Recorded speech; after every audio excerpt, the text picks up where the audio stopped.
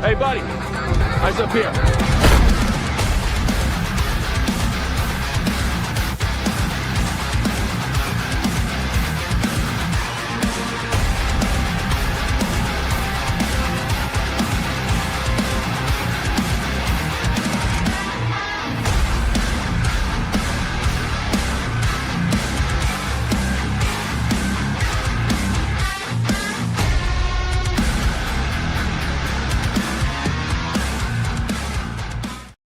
Very troubling times. We hear a lot of talk about freedom. So let's say a word about freedom.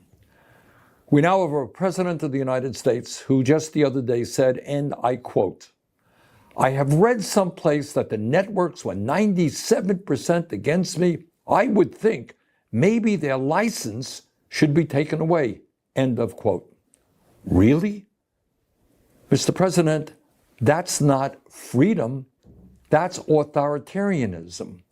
Last I heard, under our Constitution, which you swore to uphold, the American people are allowed to criticize the president. The media is allowed to criticize the president or anybody else. We now have a Trump-appointed Federal Communications Commissioner, FCC, named Mr. Carr, who celebrated getting Jimmy Kimmel taken off the air, and then threatened other shows saying, "We're not done yet." Hey, Mr. Carr, that's not freedom. That's precisely what happens in authoritarian societies. So let us be honest, let's be clear about what is going on.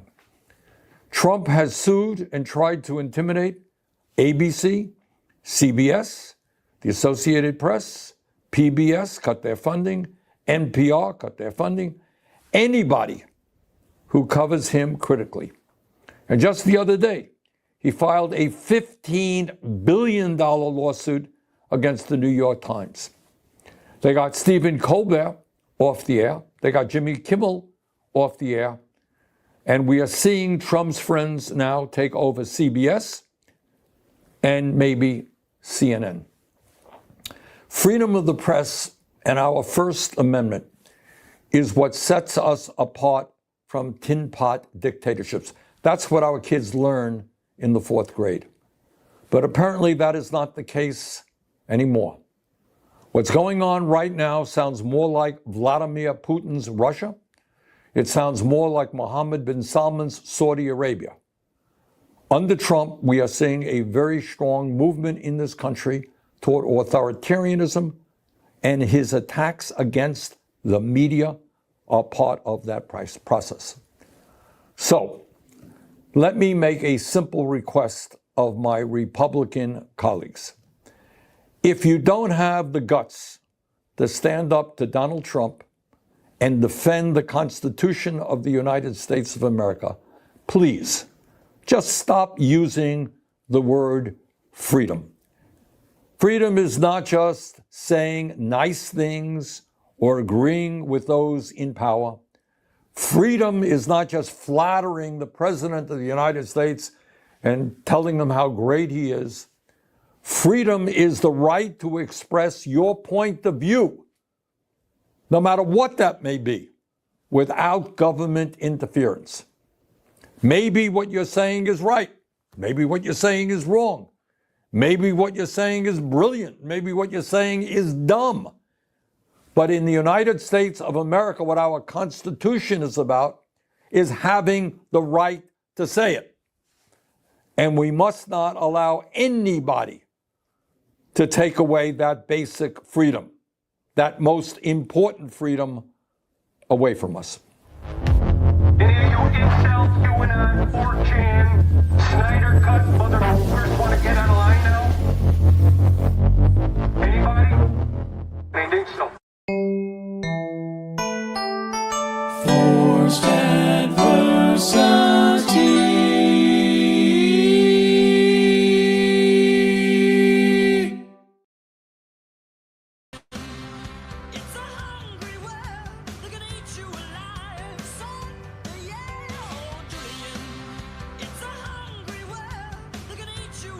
Nazi propaganda you're looking at, folks. Yep. Yep. Good job, Fortnite. So What? according to people who just now tuned into Peacemaker, I guess. Spoiler alert for Peacemaker season 2. The most recent episode has revealed that he's actually been in the Nazi universe this whole season. That he thought was the perfect universe where his dad and brother are still alive and stuff. By the way, welcome to the FAPcast, FAP News, whichever one it is. I don't know. We got Morgan. We are the FAPcast presenting FAP News. And so, people have gone into sleuth mode and discovered that actually some of the, I think even the first dance move that he does at the beginning of this season's dance number seems to be, swastika-ish in nature. There's that, and then you combine the two. Oh my God! If you turn him on his side, not to mention the lighting panel behind them. Oh God, yeah, that's true. Yeah, wow. And I don't know if people actually pay attention to the opening dance sequence, but there are two for most of the main characters in that dance sequence this season. There are two entirely separate versions of each character with their own choreography. So spooky. I'm a little surprised that people are surprised by this. I don't even watch the show and I wasn't surprised.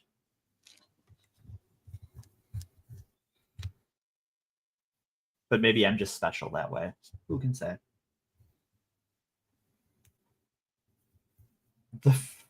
Well, they've, I guess the implication is that they think James Gunn is like promoting Nazi stuff, which maybe you didn't see the first season. Maybe you didn't see whenever Nazis canceled him on Twitter. Yeah. I don't think that's what's happening. I have a sneaking suspicion James Gunn is not a big fan of National Socialism. No. It's nothing more than a little edgy little tip to hint at what would be coming later in the season, I believe. Right. This is what we call foreshadowing, kids. Mm-hmm. Look, we don't. That's bad writing, or something. Yeah, that's what I hear. It's bad writing. I'm loving the new season of Peacemaker. Honestly, I'm really good. Yeah. I mean, look. Unfortunately, the Buddhists have lost the ability to use that symbol. I think they know that. Mm-hmm. I don't believe they've really, in any kind of popular form tried to use that for, I don't know, close to 100 years now.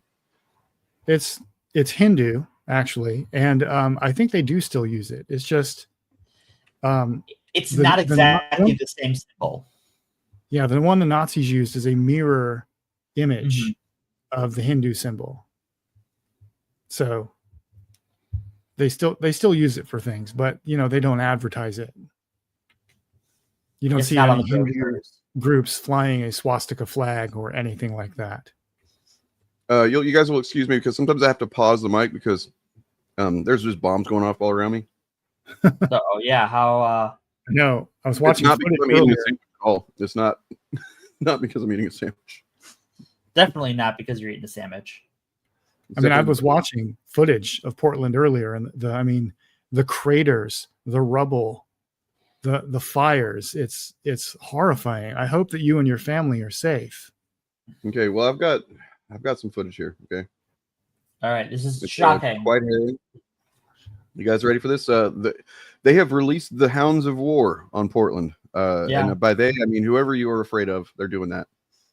Yeah, sure. Oh, okay. The Dogs of War. Look at that. God. They're gonna take down ice. The Corgis of War have entered chat. Here we see. Here's some footage from a vicious sea battle.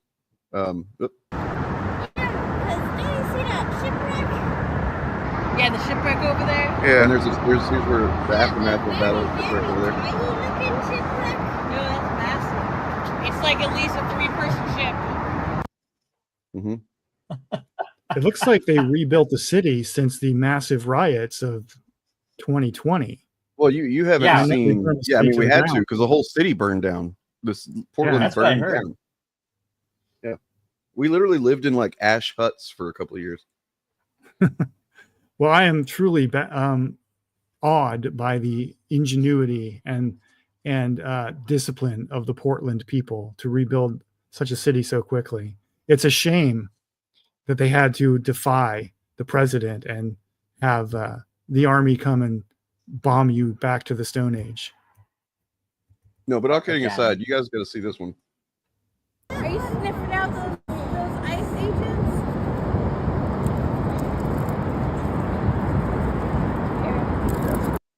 It's scary stuff, guys. I'm- These are taken this I'm morning. traumatized. Terrifying. I may have to. Here's another. I know. Oh, you're so crazy. Those are so crazy. What's wrong with this dog? Is it Cyclone B something poisoning? I don't know. That actually is an upsetting image. That is very upsetting because we did just bathe the dogs yesterday, so them just immediately going outside and rolling around in dirt and on the ground and stuff was pretty upsetting. I won't lie. I may have to sit this stream out. This is traumatizing. I don't know if I can make it all the way through to the end. Yep. And this is actually, sincerely, this is yesterday. I did not take this next one.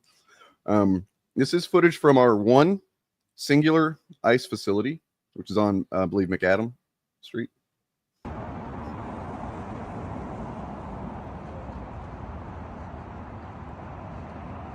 So you can see the rioters if you can see ghosts. The rioters are they're wearing camouflage that is next level technology. It just blends right in with everything.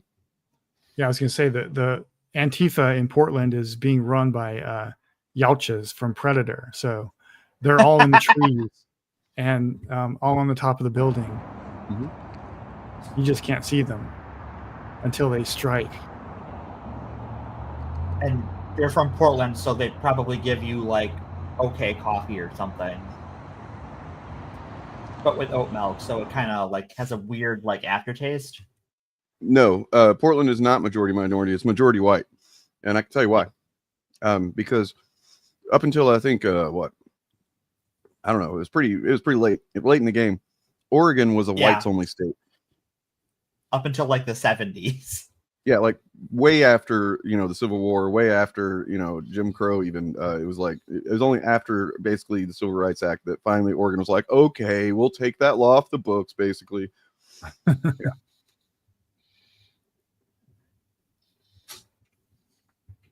So, yeah, I mean, it's okay. But at the same time, there are people on Twitter who they're doing their best. They're trying, guys. They're trying really hard to, say, actually, but you just don't look at the ice facility at night, right? Well, there's also footage of the ice facility at night over the last 1970s. 1970.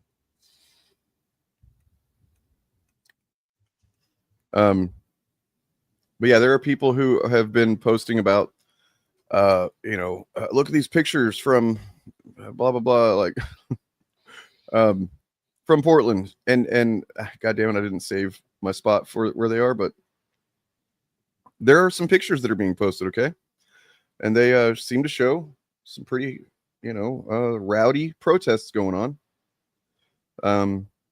Except the thing is, the pictures they're showing are from 5 years ago. Oops. During the post George Floyd, and that whole, I mean, I'll be honest, there was quite a few months of pretty intensive fighting with cops going down in Portland. Yeah. But here's the thing: Portland Antifa, who I have been critical of before, they're actually called Rose City Antifa. They're not stupid, because they have made the wise decision to not go out and do any protesting right now, because that's exactly what this administration is wanting. And it really just chaps his ass, Trump's ass, that they're not falling for it, that they're not doing the thing that he was. So he's like appealing to 5 years ago with how he's talking about it and the things he says he's seeing on the news or whatever. And it's like, that's not what's happening. So. Yeah, it's as Jay points out in chat, they have to use images from 5 years ago because Portland is rubble right now, thanks to the riots. It's just not there. And, I don't believe the footage I'm seeing right now. This is clearly a hologram or, like a sound stage or something you guys built to fool the masses. Well, yeah. Who was the guy who directed the moon landing? Kubert. Kubrick, yeah. It's him. He's directing the Portland soundstage now. If he's still alive. Is he still alive? He is not. I think so. As far as I know. Don't get what? Why they're not connected? Because there's a lot of land between them. Several states, actually. I'm sure they're connected by rail. Yeah, I mean, if we actually lived in the 21st century, then it would be, but right, I mean, it's connected by commercial, just like supply rail, but not like people rail. Well, actually, the Biden administration actually created an Amtrak line that goes from Chicago to Milwaukee, through Wisconsin up to the Twin Cities, and then across the north of the country to the West Coast.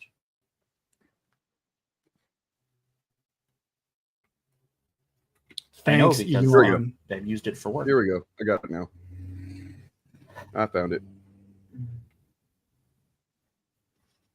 So Senator Ron Wyden posted this yesterday.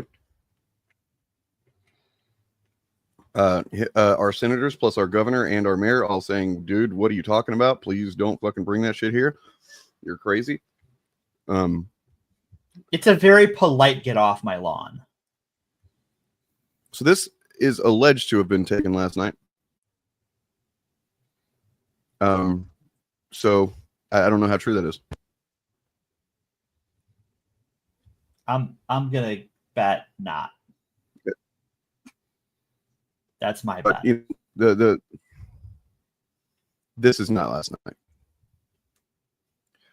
There was very much a lot of stuff happening here recent years, but I mean, a bunch of people just like, here using this poor girl's murder to justify just like killing Democrats, basically. A bunch of people that just want to see. I'm sorry, go ahead. No, but why riot against Portland PD? I don't know what your question. You need to be more specific with what you're asking. I don't really understand the context of your question. They didn't riot against Portland PD. What happened was they were protesting in Portland PD, and then eventually unmarked federal agents showed up, and started kidnapping people, starting shit, and mowing down people. Not mowing down with but I mean walking over them who were just sitting down and stuff like that. Just forming a wall and walking until they ran over people who were just sitting protesting. Those kinds of things. So yeah, that's the kind of thing that in years past, Antifa and which I cover this back whenever YouTube took the video down, but there were just a bunch of moms who showed up, who were protesting against the shit. It was not just Antifa, and it almost never is. It almost never is. If Antifa is around, it's typically indicative of a wider effort of people that just don't want whatever's happening to be happening. But yeah, I have not watched Eddington. That's a fictional movie, by the way. Know what it is. It is a movie that has it has to do with COVID restrictions and stuff like that. Pedro Pascal's in it. Oh, okay. All right. But yeah, nobody rioted against Portland PD. Portland PD rioted, as well as many other police departments across the country in 2020. It was a cop riot. In case you don't remember, cops were fucking rioting. The cops were the ones doing the rioting. Yeah, pretty much. This was all live streamed. I mean, yeah, we all watched it. I guess we didn't all, but a significant portion of the country watched all of this live streamed as peaceful protesters were obeying the law, and armed police officers just showed up and started beating them. Yep. And then called that. And then when people either tried to defend themselves or ran away, they called that a riot and arrested people. That is what usually happens at protests. Yeah. It is almost always the police who start the fight. I mean, there we are had almost zero exceptions to this. yeah. And It if, was if so federal, go ahead. it was so bad, with the stuff going on in LA earlier this year. We're like the ones doing the violence were the LAPD and the LA Sheriff's Department, and they were shooting at each other. It wasn't the protesters. That's so stupid. Yeah, I mean, so apparently an hour ago there were protesters outside of the ICE facility, which, I'll remind you, is not only illegal, it's protected by the fucking First Amendment. Not to say that people on the right care about the First Amendment anymore, but Things don't apply to people who aren't them. They don't believe in. Did what have nothing to do with COVID? I wish you would be more clear with what you're asking if you're going to ask so many questions, because you're. Are you talking about the protests in 2020? No, it really didn't. It had everything to do with George Floyd. Yeah, that was the George Floyd protest. I mean, Black Lives Matter in general, George Floyd being the kind of tipping point, but it was about Black Lives Matter. It was about, Black Lives mattering. Something that is still a controversial statement, sadly. Apparently so. So let's see. Okay, look how things are really, oh my God, it's like a war zone out here. As you got cops filming protesters. And Oregon has filed a suit to block troop deployment. Cool. Yeah. Here in California, we just passed a law that requires ICE agents to not wear masks. Mm-hmm. Wait, some of these protesters are wearing helmets and gas masks. Doesn't that mean that they have bad intentions? No, it means that the cops in this area have a history, ICE has a history of deploying chemical weapons against crowds of peaceful protesters. Mm. So you cover up. There's our governor, who you want to take a wild guess why people on the right don't like her? Because she's a woman. Well, she's a woman. I mean, I guess I shouldn't assume that you can tell by looking, but I believe she is a gay woman. So sure, yeah. She has a certain the energy last about governor her. we had was the last governor was just bisexual, so it's incrementally we're getting closer and closer. You know what I mean? Next, it might be a full-on trans governor. Who knows? Well, how would you talk about that in school? Because you're not allowed to talk about that in schools anymore. The governor of Portland is human, maybe. So Black Lives Matter is the name of an organization which I don't, even know what they've been up to or how much they even are still an organization. I know that there was some shady stuff going on with them as an organization, as far as like a company, like a branded, company. Black Lives Matter, before it was an organization, as far as like a branded organization, was just a movement, and it still is, as far as I'm concerned. And it states a pretty, uncontroversial thing. Yeah, there is a Black Lives Matter. I believe it's a PAC. If you oppose reparations, you do actually just don't give a fuck about, I mean, honestly, there's no reason to oppose reparations. It's not going to be, it wouldn't be taking anything from anybody. It would literally just be allocating money that would, probably go to some bullshit, probably defense. You know what I mean? Like, let's say that we ever get progressives in power where we can maybe take a few bucks from all this defense spending we do. It would be nothing at all just to be like, hey, here's some money to the people that are descendants of slaves and stuff. It's not defense spending anymore. It's war spending. Right, right. They're not fans of the Megan Rapinoe. You don't understand how they it works? hate her. I mean, what's interesting is that people get really concerned about how things like healthcare or reparations, how are we going to pay for those? But they don't ever question every other fucking bullshit that we pay for all the time. Nobody ever questions that stuff. So we actually have a model for this. Two models, really. But I'm going to get into one because it's slightly easier to understand. Japanese people and their descendants who were interred in World War II, some of them did receive reparations from the government for being held illegally as prisoners of war by their own country. That's something we have the capacity to do. Yeah, here's an example. I'm sorry. Go ahead. I didn't mean to interrupt you. You said you had 2 examples. Oh, the other one is that some indigenous tribes, their people are paid by the government for certain things. It's messy because it depends on different tribes are different. How that money is distributed to the members of the tribe is different and often kind of shady. And often it is for things like paying back for the use of the land. Like, it's a little more complicated than just reparations, but it is the same. We are paying a people we have damaged for the damage that we did. Yeah. And like the indigenous rights, reparations for African-American slavery are quite complicated. But one example of how it would be handled is relies on the idea of corporate personhood. There are insurance companies in existence right now, like the Aetna Corporation, who also existed during the time of slavery and offered insurance policies on slave ownership. So because Aetna is a person under the law, they are essentially immortal. So one thing we would do is nationalize and break up the Aetna Corporation and distribute the wealth that they hoarded from insuring slaves and then collected interest on for 200 years, and distribute that to the descendants of the people who were the subjects of the insurance policy.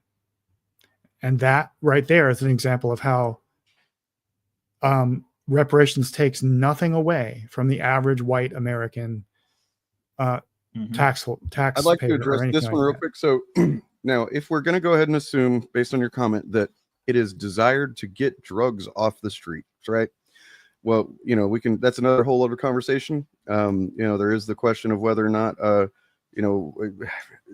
not prepared to have that conversation. I am prepared to have the conversation that if we're going to assume that it's a desirable thing to have drugs less available on the streets and stuff, and to where just anybody can get them whenever they want, then we go, okay, so what is the best course of action to do that? Policing in the way that it's been done in the era of quote unquote the war on drugs has been shown to be laughably ineffective, and it is essentially a lost cause at the way that they've gone about doing this. Now, I'd like to quote, Richard Nixon, president. You might have heard him. He was a president. He had an aide named Ehrlichson, I believe. And so this is a report from 1994. In an interview, Mr. Ehrlichman was asked about. Let me give a little bit of a pretense here. Not pretense. I'm fucking tired, guys. I'm out of it. But like between 1980 and 2011, arrests of African Americans for violent and property crimes fell, but rose dramatically for drug offenses. As the Washington Post reported, African Americans are far more likely to be arrested for selling or possessing drugs than whites. Here's an important point to this. Even though whites use drugs at the exact same rate or higher. Mm-hmm. That should be a red flag to you about why this is a problem. So then in an article in Harper's Magazine, hold on. Okay, so the quote first came out in 94, then it was kind of resurfaced in 2016. This is a quote from a Richard Nixon aide. The Nixon campaign in 1968 and the Nixon White House after that had two enemies, the anti-war left and black people. You understand what I'm saying? We knew we couldn't make it illegal to be either against the war or black, but by getting the public to associate the hippies with marijuana and blacks with heroin, and then criminalizing both heavily, we could disrupt those communities. We could arrest their leaders, raid their homes, break up their meetings, and vilify them night after night on the evening news. Did we know we were lying about the drugs? Of course we did. Mm-hmm. And that era and that lie is what set the tone and the standard for how these things would be looked at and reported on for decades to come. So when you say that it's disingenuous to say that, getting drugs off the street is anti-black, I mean, that's a loaded statement. You know, it's a fact that trying to get drugs off the street the way that we've been doing it and in viewing policing in the way that they've been doing it for decades now, it is a fact that it is anti-black more than anything else. But even more than that, it's anti-poor people. You know, if you want to take race out of it, it is anti-poor people. It does put a lot of white and every other type of person in prison, ruins lives, ruins families, because it is just a failed, fucking flawed way to do policing, and especially in the judicial system, how people are prosecuted and the sentences that they're given and stuff like that. There has been some movement in recent years to do a little better on that, but you know, it's still a problem. Mm-hmm. Yeah. So here's the framing, the wider framing problem that Emerald Jade is doing in the chat here. They're not being malicious, so I don't want to call them out too heavily, but the framing of every comment you're making, Emerald Jade, is backwards. It reads like you think all of this is a question of individual responsibility and what's in individual hearts, and it isn't. It's a problem of power, relation, and distribution. The reason drugs are running rampant and drug addiction is running rampant in poor communities in the US is because of wealth inequality. It's not because drug addicts lack willpower or are inherently more criminal or anything else like that. I'm not saying that you are claiming any of that, but that's all in the same suitcase of the arguments you're using. So every time you ask a question about crime or drugs and the focus of your question is the individual person, whether they are racist or not, or why this person is a drug addict, you are asking the wrong question and attacking the wrong target. Did you already address the super chat? I had to step away for a second. Oh, no, I just pulled it up. $20, man. Appreciate that, Sean. The reason the drug war is anti-black is because black community has most of the blame, even though they don't commit or they don't own the drug plantations, the trafficking routes, or any of the infrastructure or the drug trade. That's true. Other drug trading routes. So, like for instance, the crack that was brought or the cocaine that was brought in and made into crack in the late 70s, early 80s through the 90s and stuff. It's just been proven that there were at least local law enforcement involved with some of that stuff, if not federal. You know, it's just such a complicated thing that it's the only easy conclusion you can come to is that it's not a black person problem, right? If and insofar as it is that the black people that have been arrested, you know, and become victims of this, is that they're victims, and in fact, drugs in general should not. The way that we should be viewing them is not as a fucking crime issue, because they're not. You look at there are plenty of countries that have dealt with drug issues and gotten the drug rates down and you know, made people healthier and stuff like that, and they did not do it by policing. No. Or if any police was involved, the judicial system was not used in such a way as to throw the book at them and put them away in prison forever. It was put them in, you know, rehab, give them resources to get clean and to stay clean and to stay off drugs, give them lifelines to get jobs, to get careers, even things like that. Right. And you look at the areas that have done that in the States, and they have had better outcomes reducing drug abuse and drug-related crimes. Even things like safe needle sites, reduce the spread of bloodborne diseases, reduce overdose deaths, and allow people who do have these addictions to live somewhat normal lives by having access to public resources.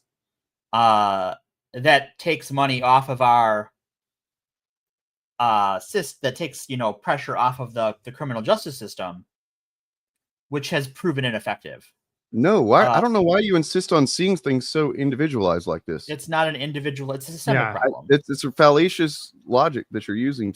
You go right from who takes the blame? Individual white people? Surely, no, absolutely not. No, I don't think. I don't feel fucking responsible. I am not responsible for slavery. I am not personally responsible for any of it. I mean, I don't feel guilty for a single bit of it. I do feel that as a person with privilege, being a white person, that it is my moral, ethical obligation to speak out on these things and say, look, these things were fucked up. And the more that, you know, we can separate the idea of individualized guilt and shame and blame from just recognizing that we are in a position to be heard more than, you know, anybody else. you know what I mean, then the better we're going to be. But like just thinking that by saying that it is a racist policy to do this makes you a racist white person that's fallacious, right? No, it's Right, the I question- benefit from racist policies. I am not racist, right? Like, Yeah, the question "who's to blame" is the wrong question. those people Unless are you're all talking Completely about- the wrong question. Purge it from your brain every time you think Yeah. about this subject. The question unless is you're thinking about systems, you're thinking wrong. Right, the Systems question and is- policies are the way to go. what kind of society do we want to be? Mhm. And what values do we want our social structures to advance? If we want them to advance equality, then we have some work to do. It's not about who's to blame. Blame is the wrong language to be using. No. Why would that? You're done. We're ignoring you now. Yeah, you're trolling done. us. Yeah, now bye-bye. I'm gonna miss this guy. You get one last little and you're in timeout. Bye-bye. Gonna miss that guy. Yep. So that, I mean, in folks, fact- that was what we call sea lioning. Yeah. In fact, the blame. Oh, did you went ahead and blame Bandom? Oh, I put him in the shadow realm. Yeah. His last comment was yeah. Maybe we aren't ready to take account for what? Yeah. I was just like, we're done here. We're Yeah, moving on. that's we explained it to you. You choose to not, absorb information that challenges what you were clearly here to say. You can fuck lead off. a sea lion to water, but you can't make it swim. Like that one, did ya? Yeah. You're welcome. You can keep that one. Yeah. But I mean, yeah, 100%, Sean. If the only things to blame are policies and policies, institutions, systems, and then honestly, yeah, there are people to blame. People who are out there intentionally avoiding fucking clearly logical, factual information and to push a narrative that just continues to otherize black people or whatever kind of people. Those people, I think, do deserve some fucking blame. They're still, in some way, products of these systems that have been in place for a long time. Doesn't mean that they deserve our empathy or sympathy, really, but they are still a product of that. Anyway. Right. The systems have to be replaced. We replace the systems regardless of what those people think. And when the systems are working in a just and, I dare say, virtuous fashion, future generations, this question will just disappear. It will become meaningless to them. They won't worry about who's to blame or who's more racist or whatever, because it will be a meaningless question. You take individual responsibility out of the equation. It is not the point. Right. It's a losing. What was that shit they were saying about like they deserve reparations or something from something about, I don't know, Norway or something? I think they're from that area of Yeah, the world. there's an ethnic minority in Scandinavia called the Sami. And they, they're like any ethnic minority, they're subject to discrimination. And I think the Uppsala thing was a reference to some kind of eugenics thing that was done to them during World War II. Maybe. Yeah, that's no I'll good. have to look it up. No. I don't think Right. we're probably equipped to, really address that. But tonight anyway, we could probably in the future. But here's the thing. I don't believe Emerald Jade is one of those people. They were just a troll. I think they They were. were, I think they were lying. Yeah. The name seems familiar, so I feel like I don't know if they've been around trolling before or what. But look, the one thing that we know for sure. So there's been a lot of discussion lately about which side of the political aisle is more responsible for violence in the country, right? Domestic violence, terror violence, so on and so on.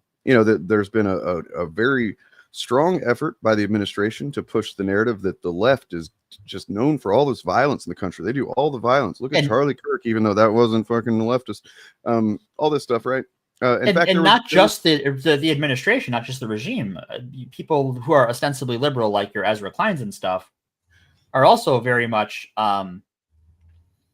using some very interesting language on the subject. Though I haven't listened to that thing that was posted, the discussion between. I have not yet either. Did that yield any positive result, Bob? That you?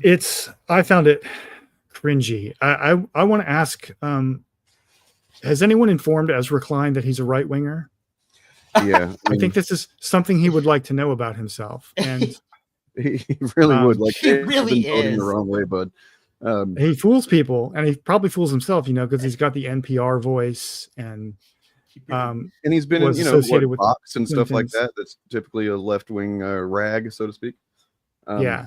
But I want to but- point you all to a piece of just undeniable stats here. Okay, so this is a stat that you're not going to want to believe it at first, but I want you to think about it. 100% of the violent crimes from February 2025 to October 2025 are under Republican control. It's true.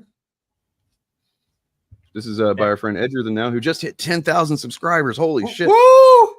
Congratulations to them, and thanks for this factually accurate, indisputable stat right here. Like, I mean, Guaranteed to be more accurate than any stat Tim Pool has ever cited. So, yep, 100%. If we're talking federally, like nationwide, the violence that has happened in this time period has all happened under Republican control. Yeah. Crazy to think, Still better than Tim Pool's graph. Exactly. Well, I mean, Tim Pool's graph is basically, it's nonsensical. This actually is true. Now, it would be disingenuous. But also nonsensical. Right. It would be disingenuous and point. nonsensical for us to say that this is just something you need to base your reality on, because this is obviously such a dishonest framing that the only thing that this proves is how easy it is to frame stats in a way that benefit your narrative. Mm-hmm. Because while this is true, it would be just completely fucking bullshit to try and say that actually 100% of the people who committed violence did it under the ideology of Republicans or the right or whatever. Because that's just not true. Right. Most people who commit violence aren't doing it for political reasons. True. Like, that's just, and most people who do violent crime do it to someone they know. And this is the source of the White House. Holy shit, that's crazy. Wow. I mean, so the White House does say it's under Republican control. Yeah. Oh boy. It wasn't Kendi. It was Ta-Nehisi Coates. Yeah. And it was cringe. The entire interview is Ezra Klein constantly reframing everything Ta-Nehisi Coates says as, well, I think fundamentally we agree with each other. But let me tell you how we disagree. And yeah, but then there's several points in the conversation where you can see Ta-Nehisi Coates on the verge of like no, motherfucker, we don't fundamentally agree. Right. But they're friends. So they're trying to keep it on the DL, right? But Ta-Nehisi Coates, especially the deeper into the conversation you get, becomes visibly more frustrated with the whole thing and is really hiding his power level. So I will say this: I feel like it's something he has had to do a lot in his life based on where he's gotten in his career. I feel like that's a common thing you hear with a lot of academics of color, is that they have to talk a certain way to their white colleagues. Yeah. Yep. Apparently, a woman did jump on a military plane taxiing down the runway in Portland. Oh, fun. I don't know. How do you jump onto a cargo plane? Not good. Carefully. Don't do that. Don't do that. Don't do that, guys. Yeah, that's step one. Maybe just don't. We at the Forced Adversity podcast would advise you not to fucking do that. We do not promote that kind of action. Okay. All right. Wait. Who confused? Did we say Ethan? And I'm pretty sure. Oh no, we said Ezra. It's possible one of us slipped up and said Ethan. It's an easy mistake to make, but we were referring to Ezra Klein. Yes. I mean, is Ethan Klein better than Ezra? Maybe. I mean, that's not a high bar. Come on. I know some of you get this. Come on. I mean, yeah. I get it. Living with you. I get it. No. Anybody? All right. I don't. There's get a band. I'm sorry. There's a band in the '90s called Better Than Ezra. Oh, Jesus Christ! Yeah, you're asking me to know about a thing about the '90s. It's not happening, Dane. You can't. There's make me. one of the best. I mean, he had a lot of them, but Norm Macdonald's Weekend Updates. He had one of the jokes was fuck, I forget what it was, but it was a Better Than Ezra joke, and it was like, oh yeah, it was number 2 on the Billboard charts, Better Than Ezra. No, I'm sorry. Number 1 was Better Than Ezra. Number 2, Ezra. Just Norm Macdonald fucked it up, but you can imagine Norm Macdonald doing it in the way that he did. So right. Anyways, in that classic style. Rip to a real one. Yeah. I mean, if that Nixon quote, if that advisor for Nixon doesn't immediately just kind of like start you reframing your understanding of the drug war, then I don't know what to tell you. Yeah.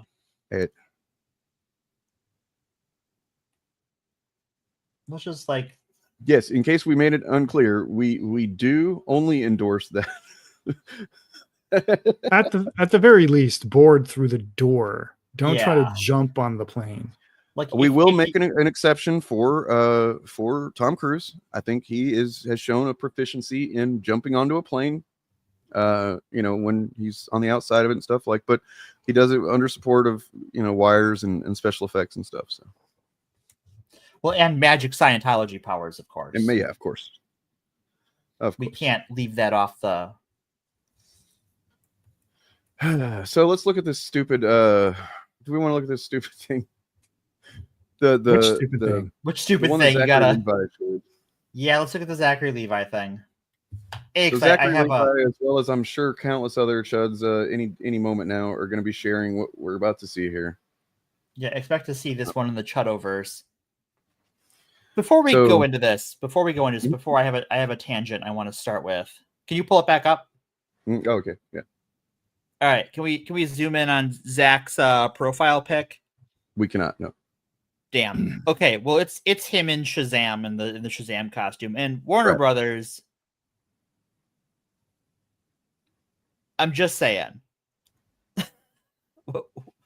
This guy's like that's all he's done is like be in one good movie and one mediocre movie, and he's still trading on that, and he's posting about this stuff. So like I don't know, just like maybe look into this guy. Well, let's. I also want to zoom in on just the fact that, and really, this is just almost universally true. He did not become outwardly political until it was clear that his Shazam movies had failed, and he had clearly put a lot of stock into himself being, this is my chance. I'm going to be the next. I think there's even a quote of him saying that he was going to be like the next something or another. He thought he was going to be like Chris Pratt or whatever. Sure. He was even, I think, considered very briefly to be Star-Lord back in the day. Before Chris Pratt was chosen. Mm-hmm. Yeah, and he clearly thought that this was going to be his big thing. Those movies, the first one, I'll admit, it's a pretty enjoyable movie. It's a pretty good movie, yeah. The second one I never even bothered to see just because it didn't seem like I was gonna really care. I was kind of enjoyed it DC at that point. Okay, I liked both Shazam movies. Well, and I'll be honest, The Rock kind of fucked him. I think that's true. The Rock Definitely. demanding that he have his own solo vehicle rather than do the natural, obvious thing, which is be the villain to Shazam in his movie. The Rock kind of screwed him there. I'll admit that. But just as we've seen time and time again, whenever some typically white dude, not always, but most of the time, has either fails in his entertainment career or plateaus or just hasn't been seeing the same kind of work that he did at one point or whatever, they go to this type of thing. And they, it's just how many of them? There's Kevin Sorbo, Dean Cain, couldn't even cut it as an ICE agent apparently. The worst Superman. Well, I think so. Most people whose careers flounder don't do this. So No. I think this is like just revealing who these people actually were. I'm not the saying whole time. I don't believe I said that. I don't think. No, I hope I didn't imply that. No, they did. You saying didn't. You didn't. Yeah. I was just prefacing what the Gotcha. lead up to the point being that this is who these people always were, and they, or maybe not who they always were, but it's who they really are now. And they've been this way for a couple of years, and they've just been hiding it. I think maybe some of them, like him, maybe he just is somebody that didn't really care about politics, wasn't engaged with what's going on, and then, but that meant that he also didn't have a very developed kind of ethical framework for what his politics would be, and that's the exact type of person that is ripe for the picking from the right wing, which is if you can appeal to their personal grievances and their personal feelings of entitlement, that they're owed something that they have not gotten, or that somebody has, by their estimation, denied them of. That seems to be fairly easy to just like recruit these people and get them, sharing shit like this. Now, that being said, this is Axios, which is not really, it's not a right wing rag, it's not really a left wing rag. They're kind of one of those things. They generally do are factual, report fact based things, and this is a real study. But still, I just was like thinking about it. I'm like, something's weird here. Why would the left suddenly, after, first of all, if you see anybody on the right sharing this graph, you need to go ahead and just, the first thing you need to say is, so you do admit that for the past 30 years, the right has been by far and away responsible for most domestic violence, political violence. And so not just most, the vast majority. Vast majority. If they're sharing this, then they are tacitly admitting that the right has been up until now. Now we can deal with the now part in a minute, but previous to that, you're admitting it's been all you guys. Gotcha. Okay. So, then going into this, you might notice what has been a notable thing that's happened this year. The far right fucking white nationalists got into power. Okay. Right.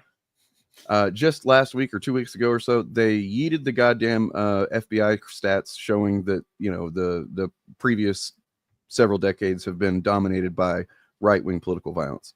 Those are gone now from official sources. You can find it in other places, but as far as the government goes, I don't think they've left any of that shit up. No, they purged it all. And I see this graph, and 30-year high. So that means there was 2 people.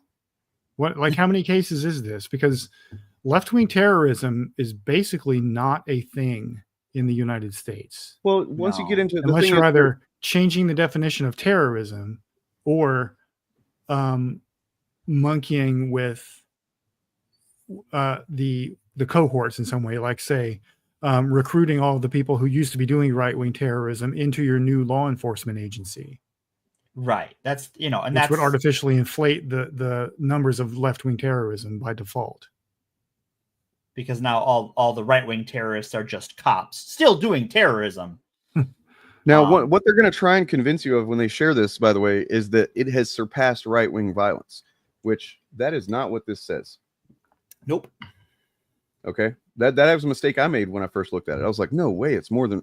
No, it's not what it says. And if you look at the actual study itself, which I will link that, and I suggest if you see anybody and you feel like engaging with it, I mean, really, you probably shouldn't, because they're not going to be open to any information. But if you're somebody who makes content, or if you have a following on any social media platform that you might feel like you want to share this, here comes some very relevant fucking information. In fact, anybody on the right sharing this is damning themselves. Oh my God, corgis. You hear the corgis of hell back there? I do hear the hell corgis. You are under siege in Portland. They're letting us know that there's a Terminator in nearby. You know how dogs are. Okay, so our analysis. This is the study that Axios report is citing from the CSIS. We can get into them and who they're funded by in a moment. But that's worth. Our analysis of terrorism trends in the United States shows that indeed left-wing violence has risen in the last 10 years, particularly since President Donald Trump's rise to political prominence in 2016.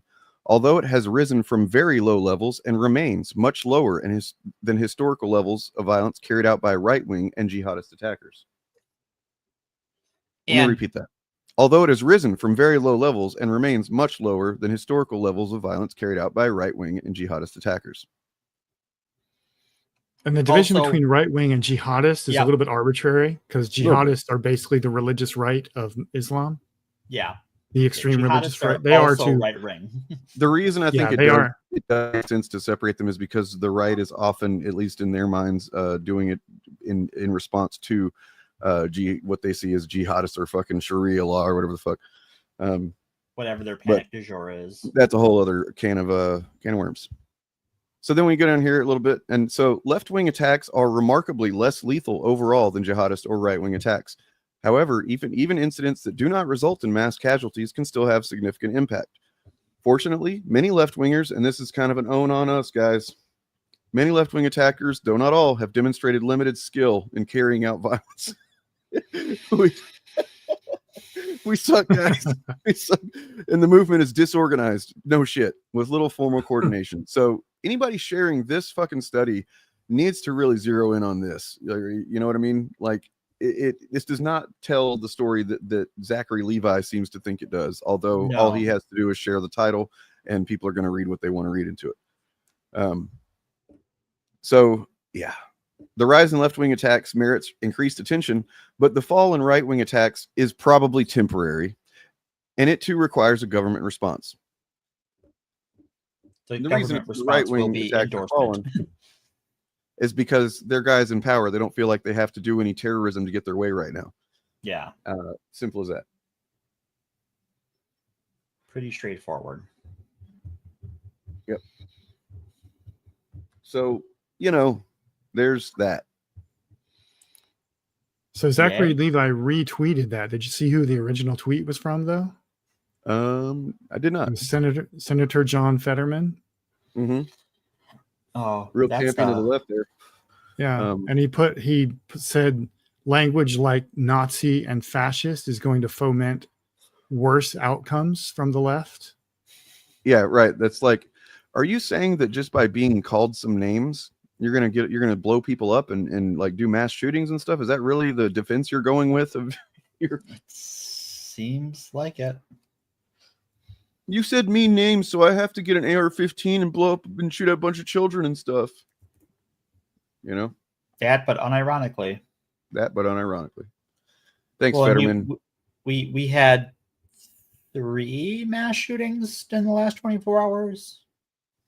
I think one might have been interrupted before he could do it. Well, yeah, I mean, so there's somewhere. We can talk about the attack on the Mormon facility. Yeah. Right. Well, because I think we have a duty to talk about that one, just because we've talked about like how recent it was that Mormons were considered Christian. Well, do we want to go over just real quick who funds the CSIS? Because I mean, actually, the more I read into this, the more I'm actually like, this is actually, I'm cool with the study. Okay. You know what I mean? The framing of it is not great. Sure. Especially because the study itself, just in case you didn't see, this is the PDF of the study, and they headline it with this.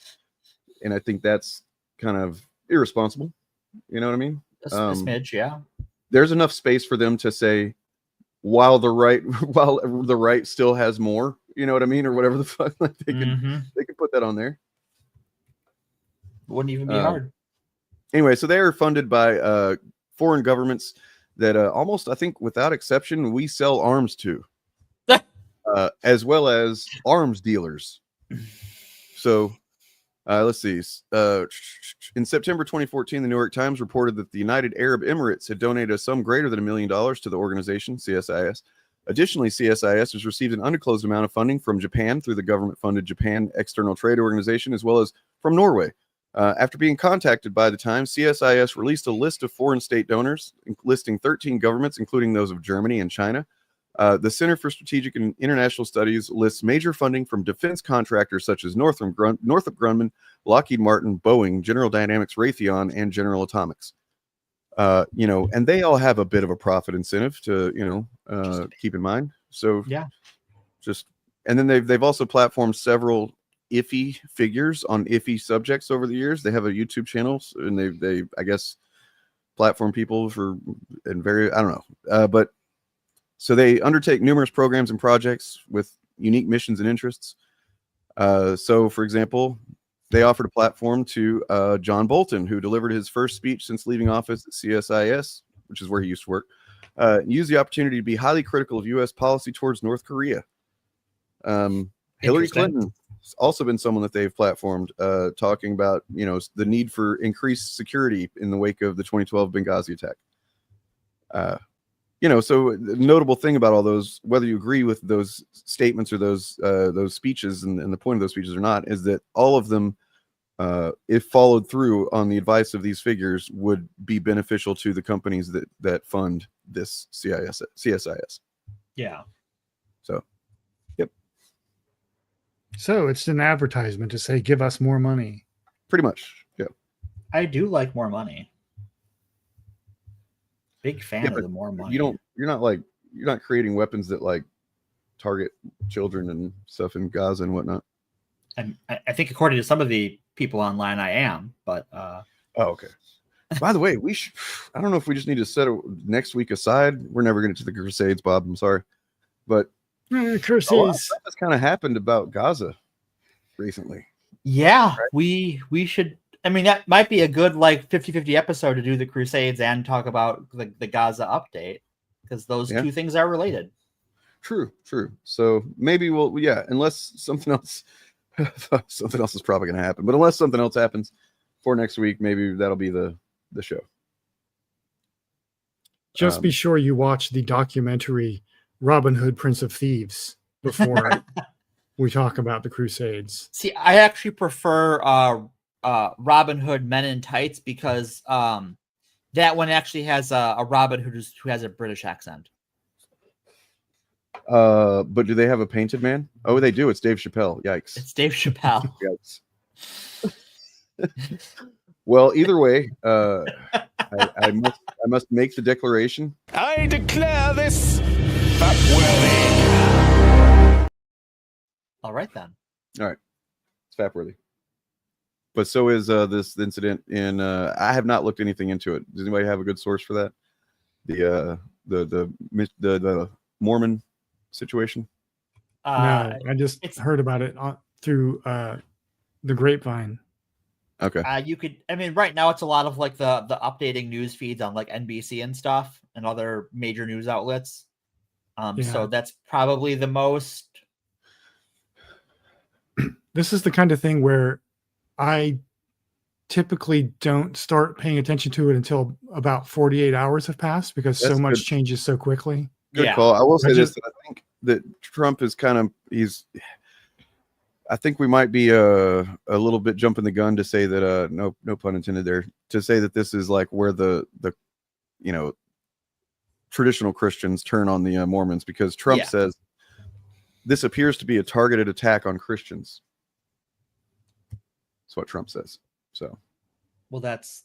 I mean, so that may be what's actually happening. We find out. I don't know, but at we least don't know, right? Yeah, we don't know it yet, because I believe the shooter was killed on the premises, and so it's going to be a while before law enforcement digs into his everything. It's so funny to call Mormons Christians, like as if they're the traditional sense of Christians. It's so different. It's very weird. No, they are as Christian as any other sect of Christians. Mm-hmm. There's been plenty of so the news here is Donald Trump confirming that Mormons are Christians. Right. So that is MAGA Daddy has spoken, and therefore all of the white evangelicals will now welcome their Mormon brothers into the fold, I'm sure. That said, it is not good. It is it's hard to call things a tragedy. To me, maybe I don't know the definition of tragedy, but like it seems to me like it's something that shouldn't ever happen and is like surprising. Maybe that's misunderstanding of the word, but it is not good that 4 people have died and 8 were injured, and the building seems to just be burning to the ground. Yeah. And they're still not sure that everyone is. Last I had heard, and this is a couple hours ago, that like because the building was still on fire, they can't even confirm the total casualties and fatalities yet. That like it's still an ongoing situation.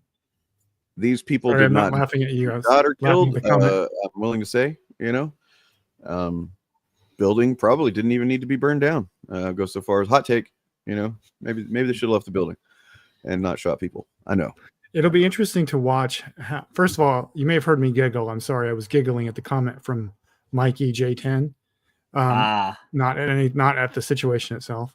But it's going to be interesting to watch how the theological thought leaders of MAGA who are like charismatic evangelical Christians react to this news, because there was a couple incidents a few years ago where some woke churches, or one woke church, according to the right wing, was struck by lightning and burned down. And a lot of content was generated about how God was smiting them for being heretics and so forth. So we will see if they hold their tongues about how much they hate Mormons or not.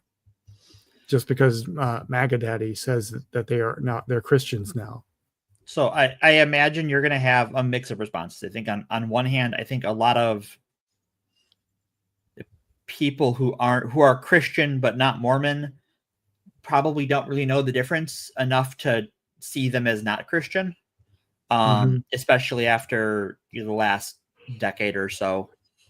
People's memories are not that long often. I think there is still a sect of mega Christians who are virulently anti-Mormon, and will have to figure out what they're going to say about this.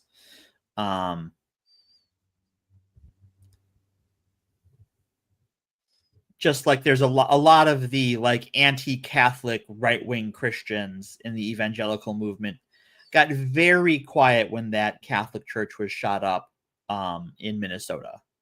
Yeah. Because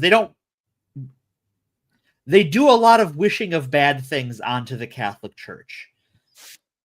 And so it's just like, well, we don't like you. We're not really, we evangelicals don't think Catholics are Christians. We think you're pagans. And so we're not upset that something bad happened to you. But we also can't just come out and say that for political alliance reasons. So I think it's going to be interesting the next few days, especially because it has been confirmed that the shooter is a former Marine and an Iraq war veteran, which, as we all know, is almost always a leftist. That describes, right? I mean, look, it does happen sometimes. A Marine, actually realizes the causes that put them in some kind of a terrible war situation and force them to do things that are pretty abhorrent, and they realize that the system that actually put them there is to blame, and come to the appropriate conclusions. But it's just not very common for that to happen. Typically they become right wingers, and sometimes they might even be a little bit crazy. Because as when you take someone's identity away, which is what the Marines do, like explicitly, you go into boot camp and they remove the sense of self that you were and replace it with a killing machine. That's the plan. Do they have is there any kind of program for them whenever they're like letting them out of Marines? You would think there would be, to like kind of, not really. The military used to have, I don't know if they still do, but they used to have like an office that was like a transition to civilian life thing. And I don't know how extensive it was, or how it treated people or anything like that. But there is a process for like your last day is approaching. They don't just like say, okay, bye. They do have like a process of reorientation to civilian life. How effective that is, I don't know. But yeah. And I think it also depends on like what your role in the military is, what branch you're serving in. Because I do know a lot of like reservists and National Guard people who were sent overseas. They don't get full VA benefits often, and they don't get a lot of that stuff. So, it really just depends. And we've had under the Bush administration, we had veterans benefits curtailed. Under both Trump administrations, we've had veterans benefits curtailed. We had the Republicans blocked veterans benefits expansion during the Biden years. Yeah, that's my understanding from some of the veterans I know. Is it's a job placement thing. Right. Yeah, Cash Patel's gonna like because apparently there was an Iraq sticker on the back of his truck, and they're gonna release a picture of that, but like it's gonna be just barely scribbled over with like a pencil, and then it's gonna say like anti-right or something. Well, with Cash Patel, it would probably end up being something like anti-LSD. Yeah, anti-Christ, LDS, anti-Christ. Which he will. Well, no. See, he'll be trying to say anti-LDS, which is short for Latter Day Saints. Right, but that's what they call themselves. But he's too dumb, so it would just be LSD. And the war on drugs continues. Matthew Moore has a question that I think is framed in a way that isn't really accurate and just kind of generalizes to the point of not being very helpful. But I think, I don't know about the position of everyone else here, but my official position on Cash Patel and his FBI is that you should kind of just assume that there's fuckery going on in any type of anything like this. I would just assume that the purpose. I mean, it's kind of surprising. I'll be honest. It's kind of surprising that they did end up saying that they couldn't link it to link the Charlie Kirk shooter to any kind of leftist ideology. They did say that.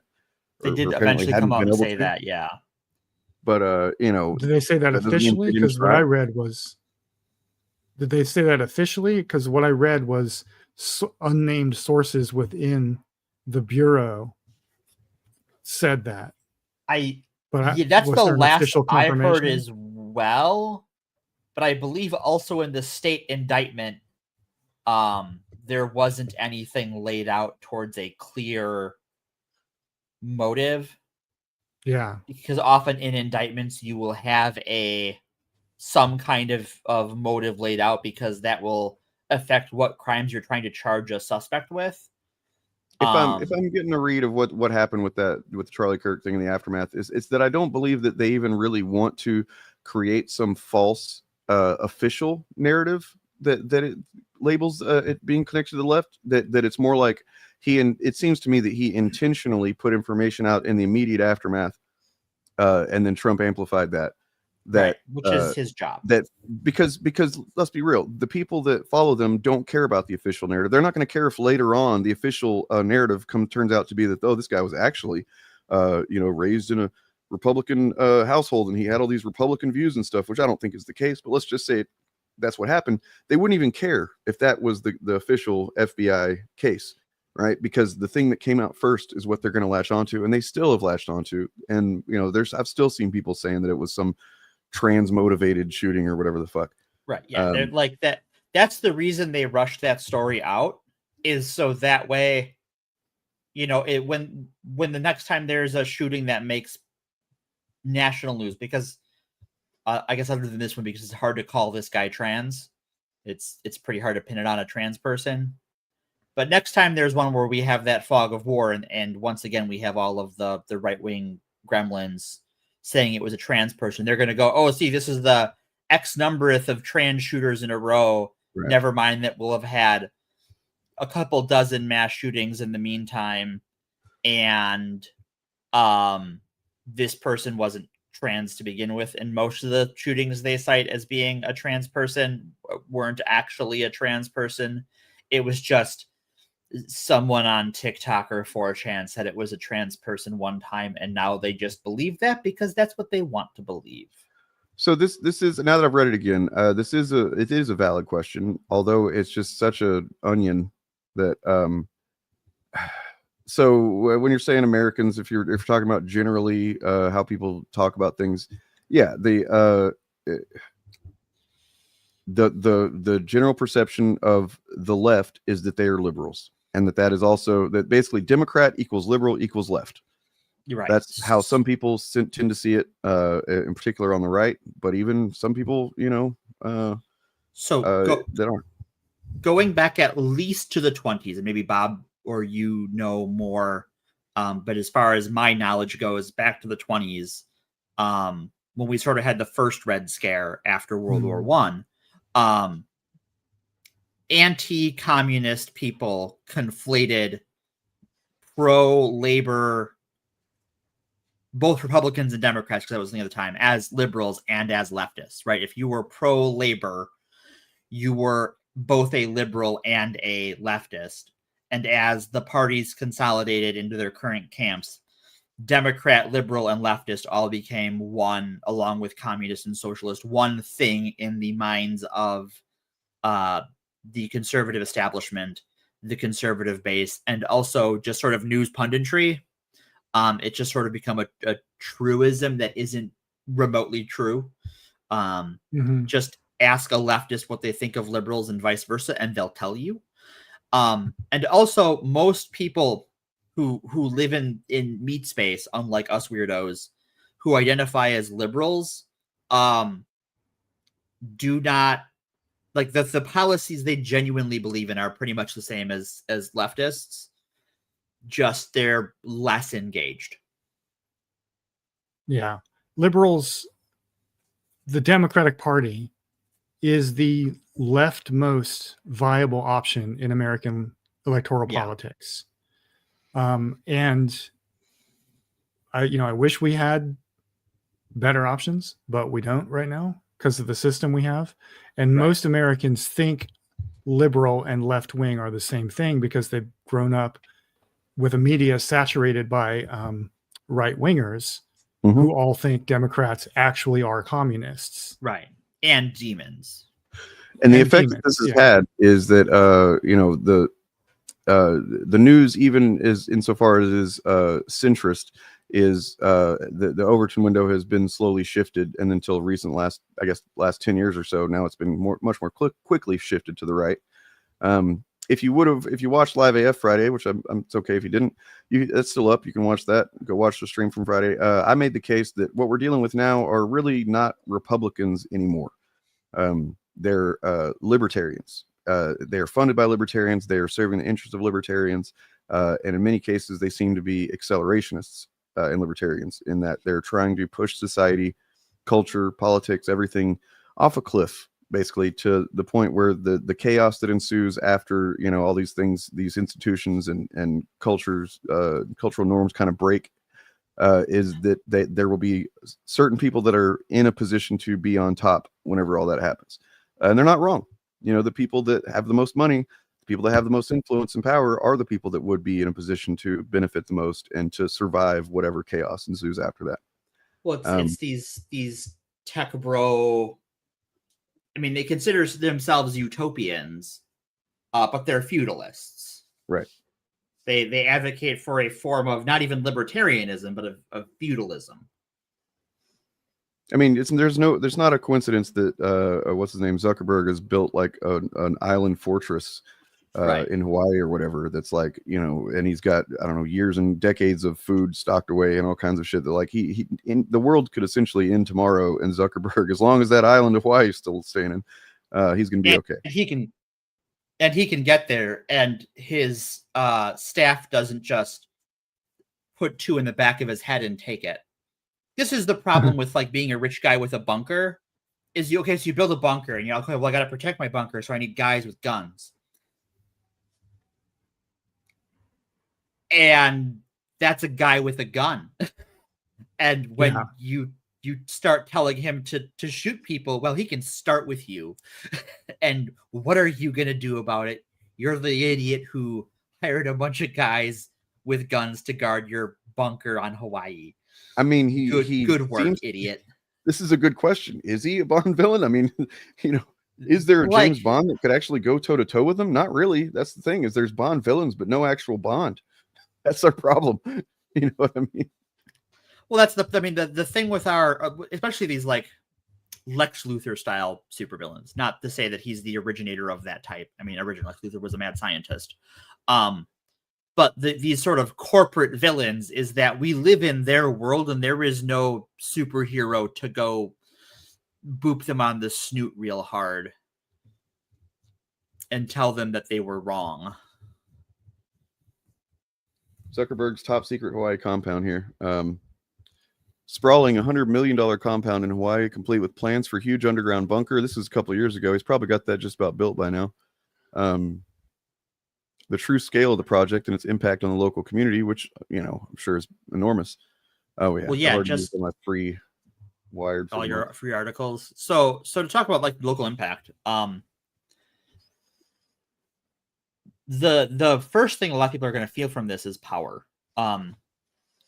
especially when it comes to Mark Zuckerberg, because he is responsible for a lot of our like data center issues we have going on with these hyperscaling data centers. How your electricity bill works is you pay a rate based on how much electricity you're using, but what that rate is based on all of the people using power in your area. And so these hyperscalers cause everyone else's rates to go up.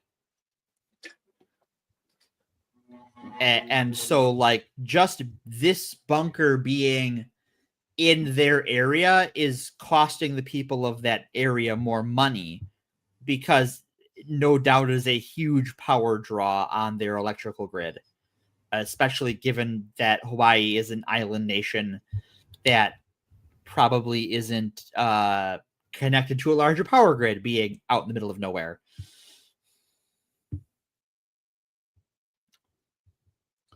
Here's a more recent one from Yahoo. Expands his mysterious $300 million Hawaii fortress. He's worth $243 billion. Compound has been shrouded in mystery and controversy. Specifically, there have been reports of the so-called Doomsday Bunker. Now he appears to be expanding on the sprawling 700 acres near the small town of Kalawa, which he acquired in 2014. Construction is costing $300 million, with more interesting builds. Workers involved in the construction have been asked to sign NDAs, adding to the secrecy. He believes his ancestors, Julian Acco believes that his ancestors might be buried on the land. But the NDAs present a problem. If all the workers have signed these non-disclosure agreements, then basically they're sworn to silence. If they uncover iwi or bones, it's going to be a challenge for that to ever become public knowledge, because they're putting their jobs in jeopardy. So even if they come across any kind of graves of this person's ancestors, then they technically, legally can't tell anybody about it. They probably just throw them away. Or maybe Zuckerberg collects them in like a little, box or something.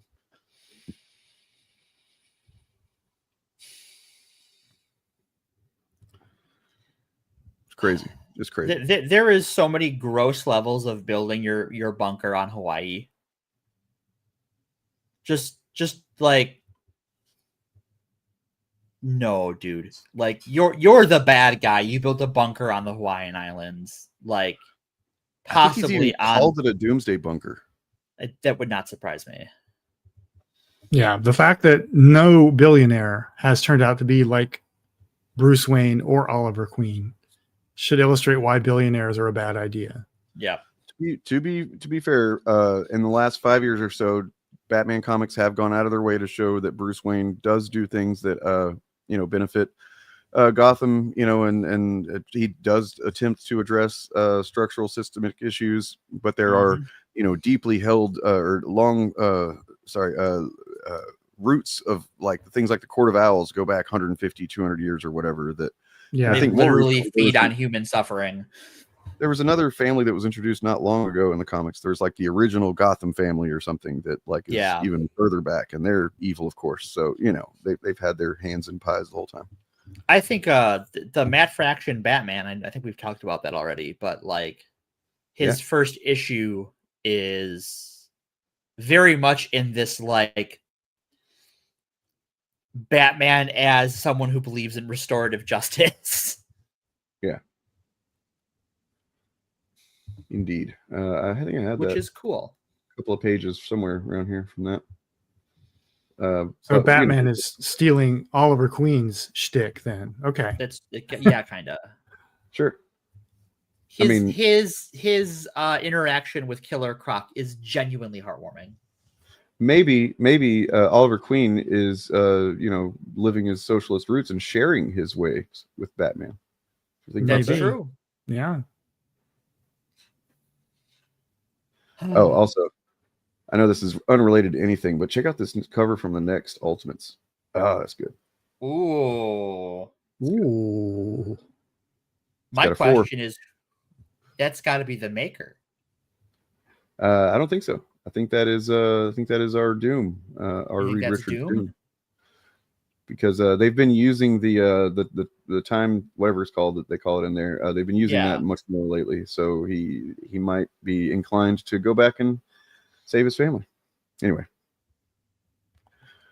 good stuff. Good stuff. Now I'm thinking about comics because it's so much easier than thinking about all this other stuff. Thinking about comics is nice, isn't it? It's just nice. Well, we are at the almost hour and a half mark. If we were going to talk about comics, seems like a good time to do it. Do we have anything else to cover? I think we're good. So we can talk some comics. I got nothing. Well, some of us, I believe, and understandably, rightfully so, have boycotted DC Comics for the time being. Yeah. I have acquired DC Comics. I have not bought DC Comics.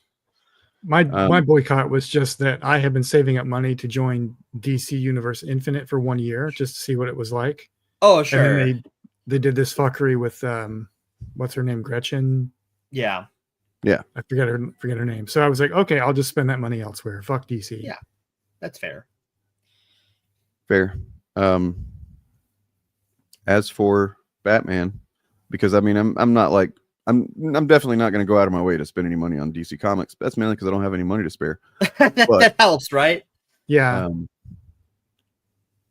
It's really easy to not spend money on comics when I have no money. But I did splurge on Batman #1 by Matt Fraction because I was very curious. And right here you've got Batman ready to strike a little terror into the heart of Killer Croc, who's undergone some strange mutations, and he's no longer thinking very well. He doesn't have his own brain like he did, so he's kind of dumbed down and very much kind of acting out of sorts. Then I mean, it's been to the point where Killer Croc has actually been an ally of Batman's in recent years, and now seems to be undergoing some changes. So Clayface too. It's like Batman is reforming all of his villains. That's kind of cool. It is. Well, and then this tragic incident with the Killer Croc, though, where he's kind of become childlike in nature, and Batman's like, "Come on, I got my electric gauntlets. Let's fight." Killer Croc says, "You bad, so go." He's just sitting there, And then you've got what I'm guessing is a hologram with some kind of AI of Alfred, or it's of Alfred talking to him. Or it could be that he's talking to his imagination. That's happened before. Yeah, because I don't believe Alfred is back alive yet. I don't think so. No, I'm pretty sure. I mean, he's drawn like he is kind of see-through all the time, so he's either some sort of application or he is just a hallucination. So and Alfred reminds him here because the doctor that's responsible for Killer Croc says that he's changed, and Batman's like, no, nobody changes or whatever. And Alfred reminds him, well, what if she's right? What if creatures do change? What if some eternal cycle has begun within him? And even if only for this moment, he's become something of a child alone in a violent, terrible world he cannot understand, drowning in fear. If it's as you say, and no one ever really changes, Master Bruce, then surely you know how that feels. Mm-hmm. Batman does a little thinky poo. Yeah. And then he does this. This is so cool. Used to have one of these in my house. Big house.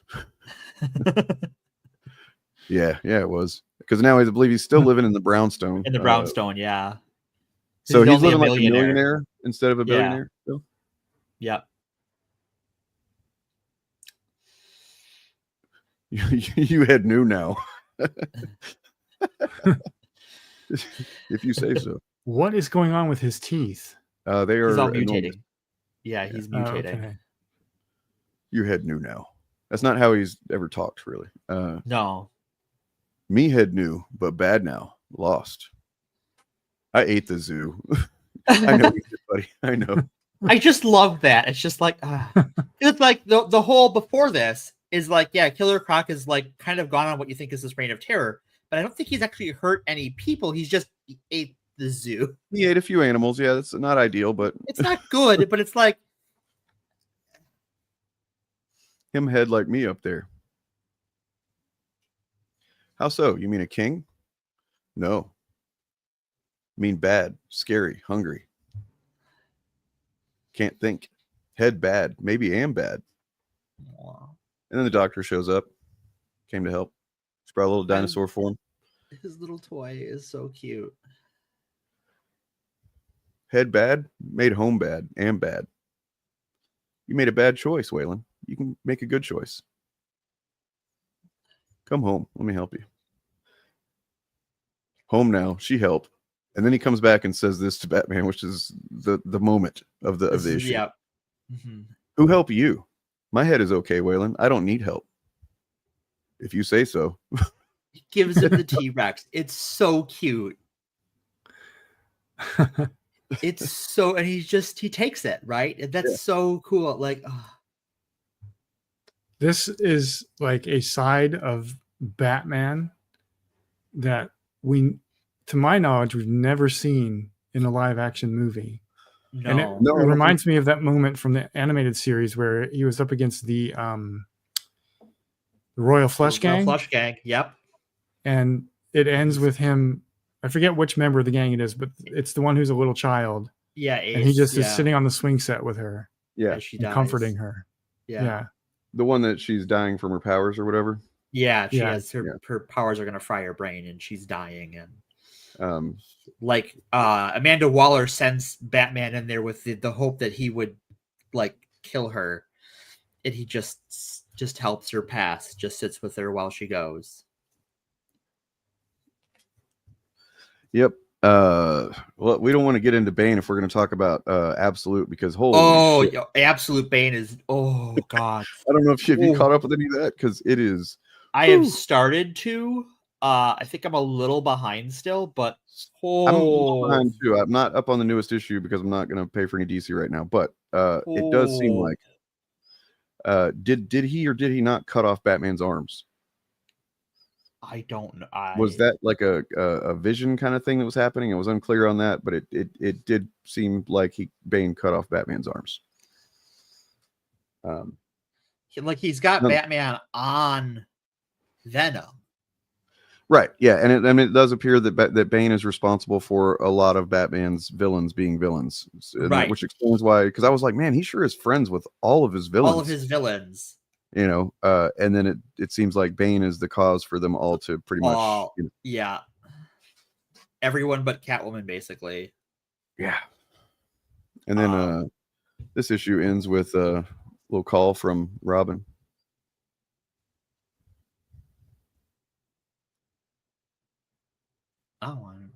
So I guess we'll see Robin. At the end of the current Batman of Batman #1. Yeah, Robin shows up at that. And then there's this preview of KO #1.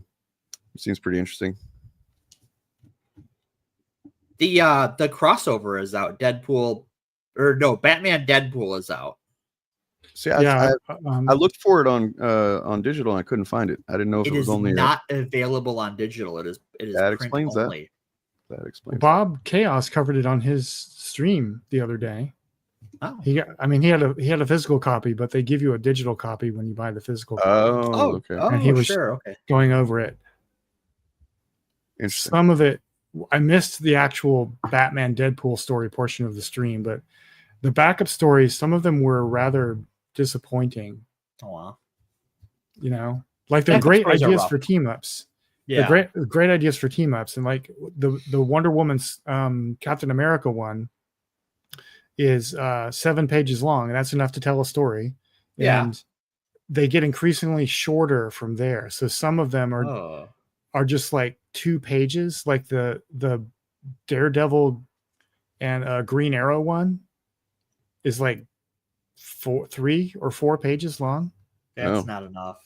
And I did feel like that was a lot of backup stories to be including in one. But I mean, you know, I think they're doing that as a way of like gauging interest on what they should do fuller versions of. You know, I mean, it honestly seems like that this is not a limited time kind of thing as it has been in the past, that maybe they have geared up to do more of a long-term project of kind of crossovers. Maybe that's just my read of it.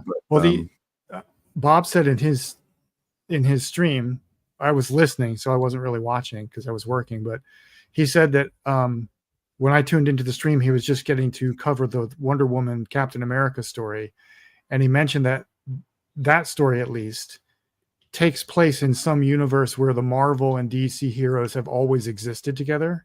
Oh, interesting. And there's a really great panel of the Justice League fighting Galactus. Oh, And I was like, I want to read that story now. yeah. Oh, I want to read that story so bad. Yeah. Well, Maybe the Batman Deadpool story is also in that weird universe, and which is what I figured it was going to be. I suspected what they were going to do was have it be all these heroes are in the same universe together, and they slowly figure out that they're not supposed to be. that would Something like that. What happens in Batman Deadpool? I'm choking on my own spit. I'm sorry. 1 second. Yeah, don't spoil it for me. I actually do want to kind of get a copy of that. Okay. But I did want to call attention to just this one moment in the newest Ultimate Spider-Man. Ooh. I'm a few behind on that one. Not an action-oriented scene, but it is very much like, oh man, relatable.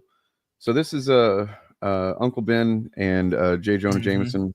They're at the paper trying to basically they've been printing the entire story that they've discovered. Yeah. Kingpin dared them to do. Kingpin dared them, and they've been doing it. They've been printing it in various ways, saying here's exactly what's going on. The maker, this world is this way. Like here's what's going on, right? But like it doesn't seem to move the needle. Right. Almost 100 articles, numerous data drops of secret records, an ungodly number of opinion pieces spelling things out exactly. And nobody's taken. And he thinks he's figured out why. It's too much. Yep. Go on. The thing is, people can only take so much of an overwhelming idea before their minds just reject it. And this giant wall of global conspiracy and the shadow figures who dominate it. Like I said, it's just too much. What we need is a silver bullet. One thing, one story that everyone can follow. A thread to follow, not two old men pointing the way. And that's just like, man, relatable, I feel that in my soul. And in the real world, that story is the Epstein files. Release the Panoramicon.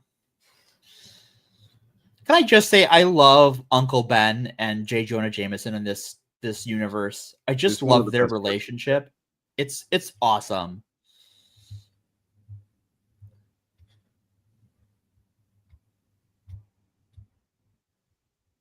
That motherfucker. So I guess Kingpin is Epstein, maybe. Look, so they're going to focus on Kingpin. Yeah. Yeah. Like these are the real heroes of this story. Look at them. That's true. So here's my question. Why does J. Jonah Jameson still have a Hitler mustache after all these years? Because who thinks that? How does he get away with that and have people think he's like just because give him a full he dares mustache? you to say anything about it, I dare you to say anything. Well, I mean, notice that in any other context, he like live action, he's not going to have that. But he's not going to have it. Yeah. Even though they made him in the MCU like a fucking Alex Jones knockoff. Yeah, if it was going to fit, that'd be pretty fitting. Marvel, I mean, look, they're only ending this series insofar that we know that they're probably, I'm willing to bet that Hickman is going to be done writing it, and therefore they're just going to stop, and they're going to probably get somebody else to write Spider-Man and start it at number 1. You're going to have a volume 2 number 1. Because we're coming up to like all of these books have been every issue is 1 month building towards when the force field comes over the Maker's city. At which point it's going to be on like Donkey Kong. There's a big crossover book already on the schedule. And so it's going to be a party. So yeah, I'm willing to bet that's what it is. They say that it's coming to an end probably because partly they expect that will goose the numbers a little bit. Yeah. Well, because it was so like when you talk about like a popular comic book, right? Like even the most popular comic book has 30% drop off month over month. That's just how people are. Is that like you wait a month and then just shit comes up, you forget about it, and then you keep forgetting about it. So saying it's gonna end is gonna get people to go out of their way and catch up, whether that's through Marvel Unlimited, trades, picking up floppies, buying them on Comixology or whatever. Like, I mean, because for real, like if I'm really thinking about it, Ultimate Spider-Man has not gotten any less exciting or less good or worse or anything like that. But I do realize that at some point a few months ago, I stopped being quite as hyped for it. You know what I mean? Right. And that's just kind of the nature of the thing, right? Like you're not going to maintain that hype, even though I mean it did sustain my hype probably more than almost any book has in a long time. since I think like a good comic book run can sustain your hype for 6, maybe 7 issues. And I think the best comic writers kind of write for that, where it's like, okay, and this is kind of why you hear writing for the trade, right? Because that's 5, 6, 7 issues, and then that's a story you can ship, and then people tell their friends. But also, like, you'll notice with like Uncanny X-Men, it's like a major action-packed hype story, like the Underworld story from a few months ago, and then like some cool off period, so people can, when you have the next hype thing happen, it's your tension can ratchet back up. Where I think with Ultimate Spider-Man, if it has a failing, it's oops all hype, and it's really good, but you kind of have to like pace yourself then, because the book isn't going to pace itself for you.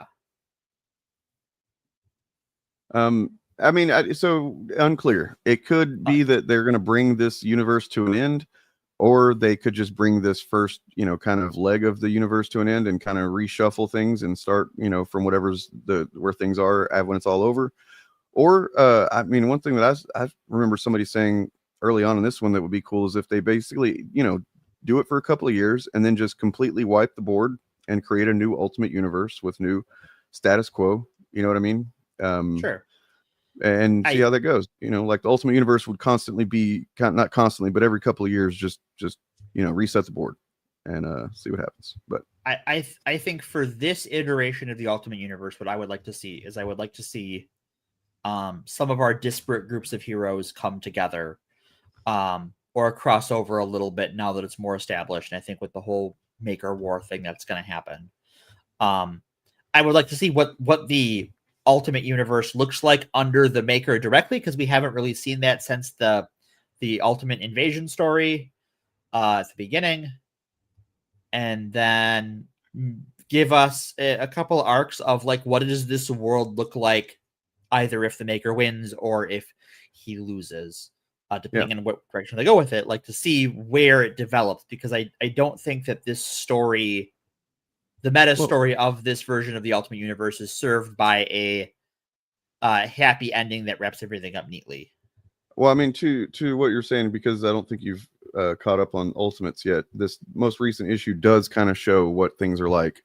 Of course, this is in the context of with the Ultimates existing, and that's what they're kind of policing against, but it shows generally how they are going about the thing. Like here you've got her, she talks about her teacher, who is Ms. Walters, Jen Walters, Sure. and she's teaching the band history of the Magna Carta and universal rights of men and stuff like that. It's the old system that had flaws, but so does this one, and it's important to recognize them, kind of thing.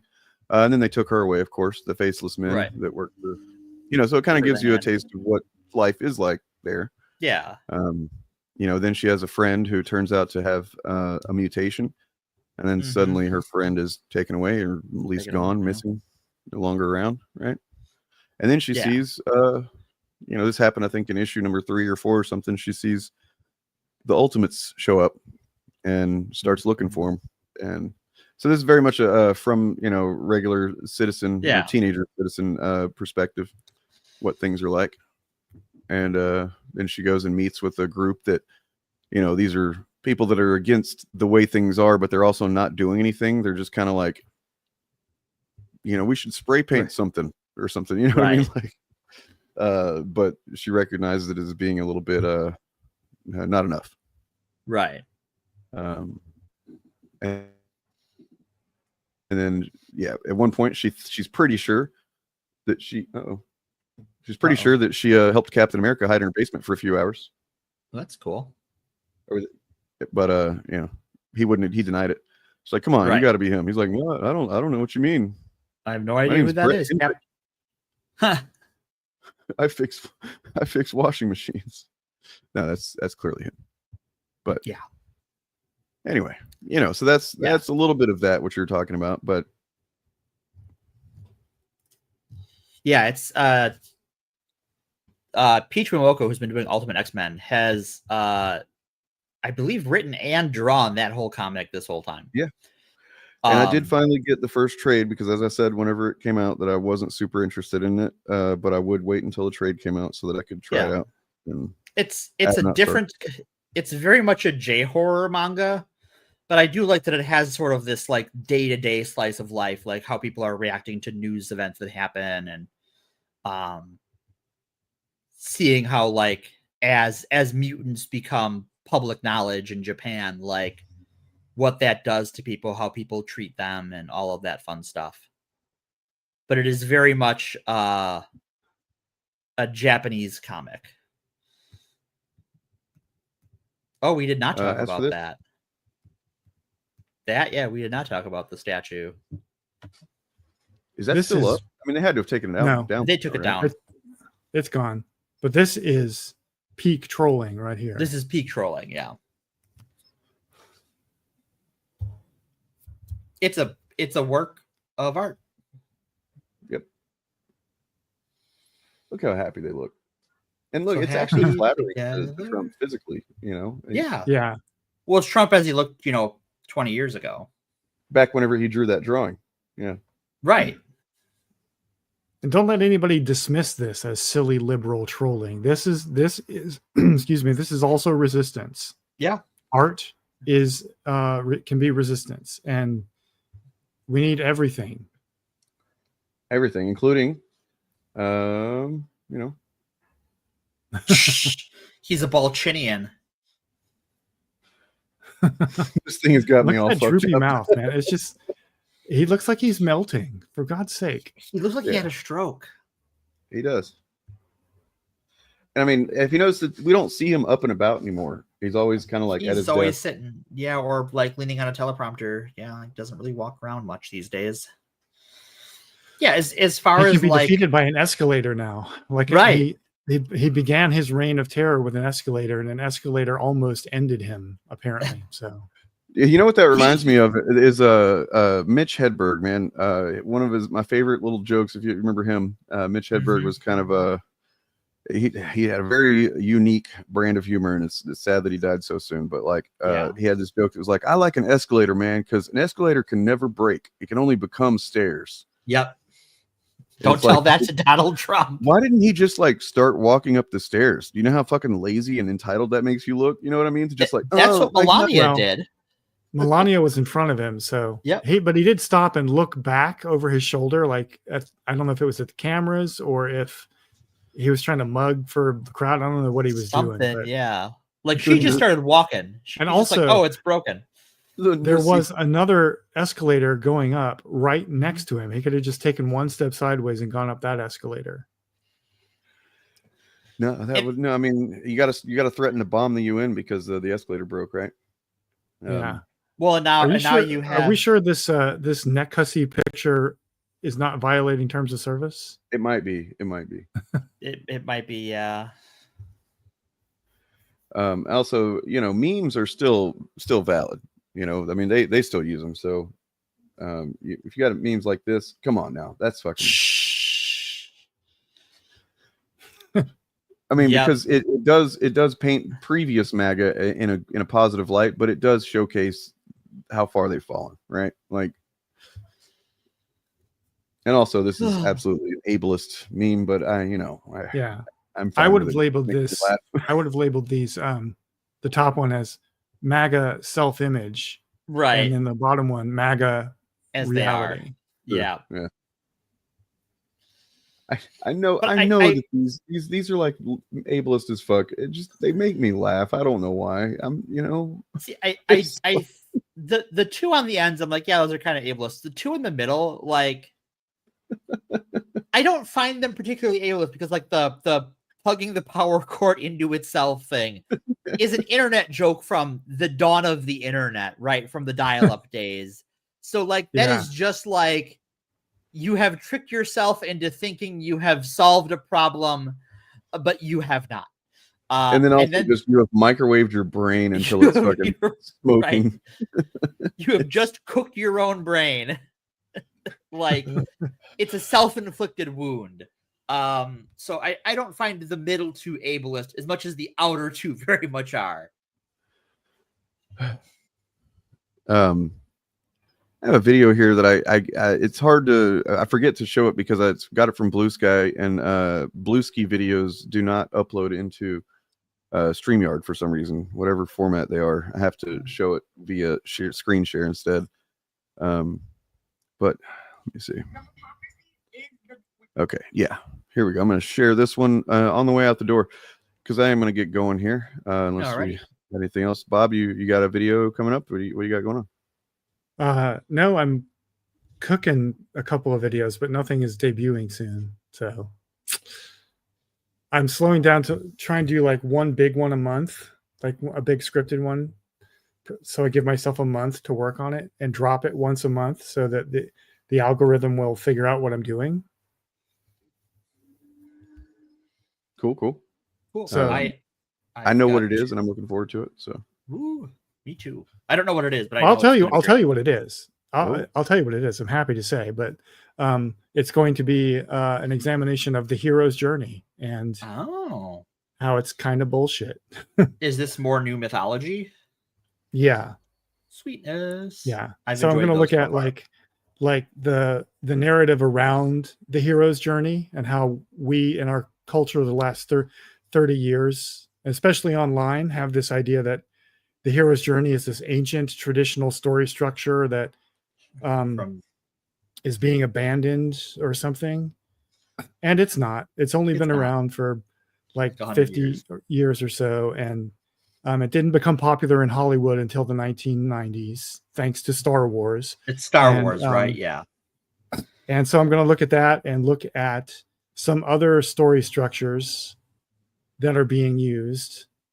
In particular, the one that's being used in the Rings of Power, which I think is causing a lot of people who expect the hero's journey structure and then don't get it to misunderstand what they're watching. It's like reading poetry and expecting it to be prose. Right.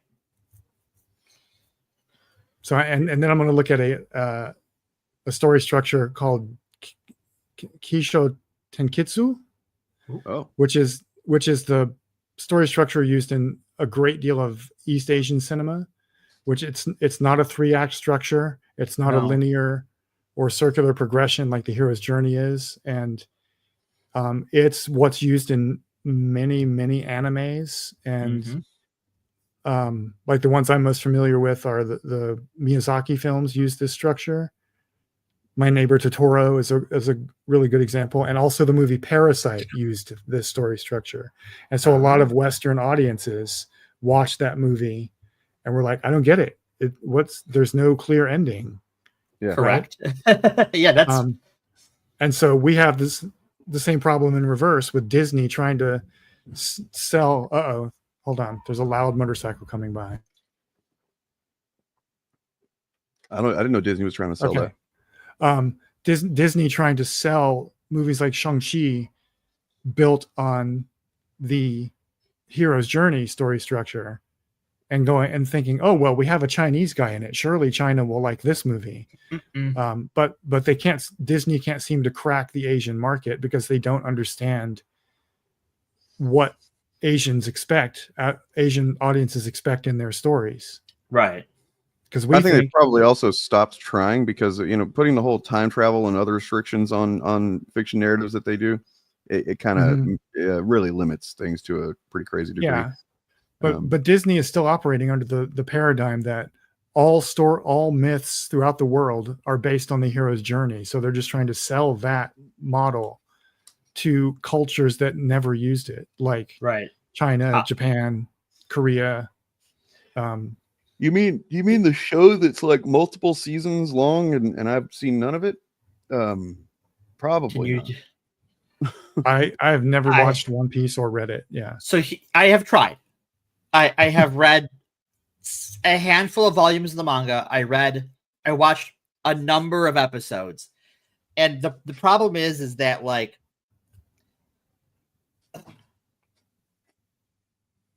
it doesn't get good. Like, and even talking to One Piece fans, like, well, when does it get good? Oh, 70 episodes in. Oh, 10 volumes of manga in. If I want to read manga, I can read Hellsing, and it's good from the beginning, and it's, I think, 6 volumes or 8 volumes. I can watch a Gundam show, and it's 50 episodes beginning to end at the longest, and it's a complete story, and it's done. Now, I'm willing to bet those first 70 episodes do matter to the overall story too. I would imagine they do. Yeah, it's not like telling somebody that you can start watching Star Trek: The Next Generation with season 3, where like it kind of really doesn't matter if you miss those first couple of seasons. It's like, not a you lot. Should probably watch Encounter at Farpoint, and then skip to season 3, maybe end of season 2. Well, some of this could be the effect that I was just describing, where the One Piece manga, I'm pretty sure, uses the Kisho Tenketsu story structure, which is a 4-act story structure in which the first 2 acts are just spending time with the characters, getting to know their world. Nothing much happens, and then the 3rd act is something really dramatic happens and changes and recontextualizes everything all of a sudden. Sometimes it changes genre, and then the 4th act is those 2 realities are harmonized in some way, but it isn't driven by character trauma. And it isn't driven by character development, really, in any way. It's more a story about how people react to the changes around them rather than how they change the world themselves. I'll tell you what, we will be on the lookout for sure for something that is very good anti-fascist content that we will cover. I will find an anime to make Bob and Dane watch. Oh, God damn it. All right, here's what we're going to do. All right, I have a challenge. I've watched some. I've seen some anime too. You know, I know. But hold on. You want to get to 8,000 subs. Your chatters, some of which are channel members, want you to watch an anime.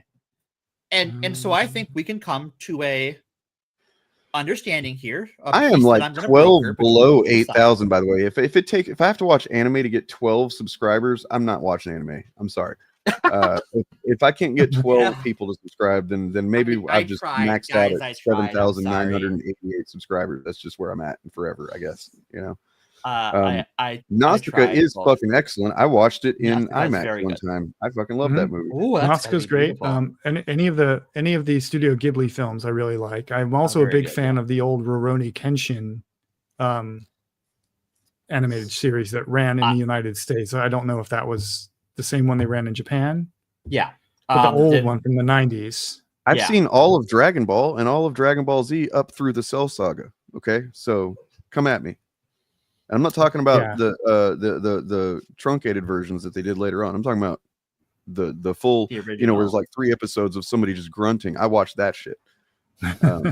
See now I'm more interested in anime now than I was like 10 years ago, just because I've started learning about these different types of story structures and realizing that, oh, that was my bias, me importing my expectation of how a story is supposed to be told here in the West into another culture's art and being mad or bored that it didn't give me what I expected. I've seen Standalone Complex as well. I've seen Ghost in the Shell, the original film, which got me interested in watching Standalone Complex. I've seen Vampire Hunter D and the sequel to that. I've seen one of which is even good. I've also seen Akira, which is kind of just requisite. I don't even consider that anime is just as much just like a classic film that you need to see.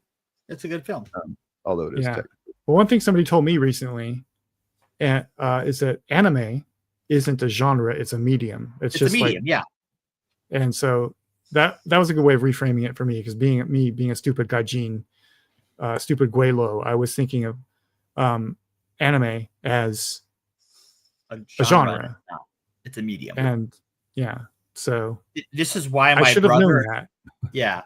My brother and I are both anime fans, but the anime we watch are completely different. Yeah. Spoiler alert, I like a lot of robot shows. I'm sure no one has noticed that before now. My brother likes a lot of isekai shows because he's a shut-in. See, I hate isekai. I hate him too. I hated it back before it was called isekai, and it was like white guys writing stories about people from our world being shoved into some like pornographic elf reality where they're all gods. There are two I have enjoyed. Three I have enjoyed. One is a written work that is I forget what it is called, but it is literally John Brown dies and gets isekai'd and then frees all the slaves in this fantasy world because he's John Brown. The second is Konosuba, which is presented as one of these normal isekai shows where some loser dies and is like, oh, you're going to be reincarnated as in a fantasy world and you can take anything you want with you. And he's like, I'm going to take you, strange goddess, who's telling me this. And she gets sucked into the fantasy world with him, and they both suck at everything. The other one is Dunbind, and that is basically just people don't resolve their trauma, and then they kill each other. That one's from the 80s. I'm interested. If you're not subscribed, okay. Well, I'll let you guys finish off. I'm going to go ahead and get off of here. You guys. All right, we can get going. Okay. I just want one last thing. I just want to say I'm interested in the Vinland Saga.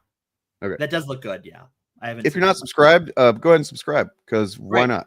You know. Otherwise, I'm going to make Dane watch anime. Also, subscribe to Bob of the Old Ways. Please do. I'm kidding. I'm teasing both of you. I love you both. Okay. All right. Peace.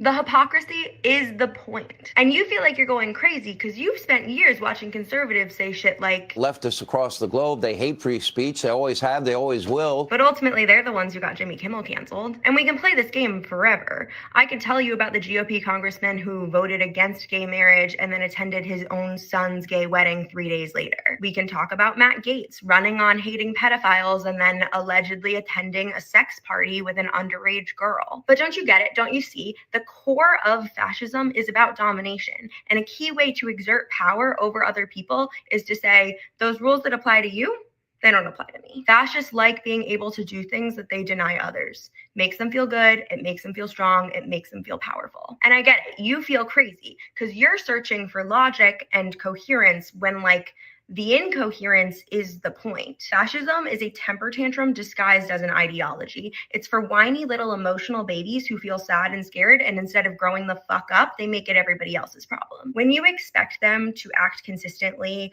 or like have a coherent set of moral values, you are projecting your own competency onto them. And if you are projecting your own grown-ass adult worldview onto them, you are not seeing them clearly. And now more than ever, it's important that you see them clearly. I have peers, people in my business who were single issue Republican voters, and their issue was twofold. I mean, they were anti-woke, against any policy or language that could help the vulnerable get a leg up, and God knows that makes sense. So, but they also were very worried about their free speech. They didn't want their free speech to be infringed upon, which it never was. I mean, they'd say things and there'd be cultural pushback, and they were like, that shouldn't be allowed. But ultimately, all they really wanted was to be able to say the R word with impunity. That was why they voted. But along with that, comes the collapse of the federal government, the destabilization of the global economy, tens of thousands of people being deported to places they might not have even come from, the actual suppression of speech and rights of LGBTQ people and women, and the rise of authoritarianism. And sometimes I feel like asking them, was it worth it, you fucking retard? And I guess some of them would be like, yeah, it was, because now on our podcast we can bravely speak power to truth. Now that truth can no longer defend itself.